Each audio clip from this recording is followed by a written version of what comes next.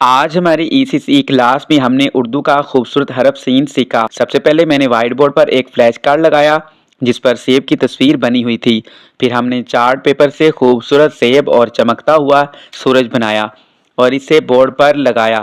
بچوں نے سیب والی ورک شیٹ پر کلر کیے اور حرف سین کو ٹریس بھی کیا۔ کلاس میں ہم نے کچھ کردار بھی رکھے تھے۔ ایک کردار تھا سورج مکھی جو بچوں کو دیکھ کر مسکرا رہا تھا۔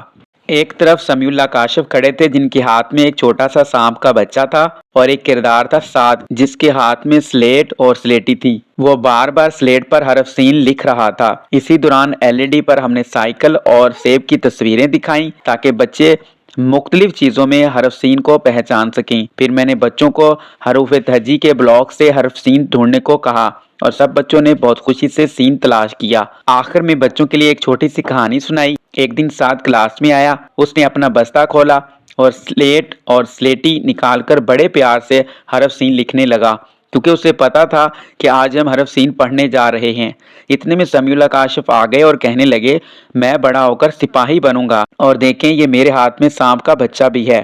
باہر کھڑے سورج مکھی پر سورج کی روشنی پڑی تو وہ بھی مسکرانے لگا جیسے کہہ رہا ہو، واہ آج سب سین سیکھ رہے ہیں۔ یوں ہماری پوری کلاس نے کھیل کھیل میں سرگرمیوں کے ساتھ آسانی سے حرف سین کو پہچانا اور سب بچوں نے اس سبق کو خوب انجوائے کیا۔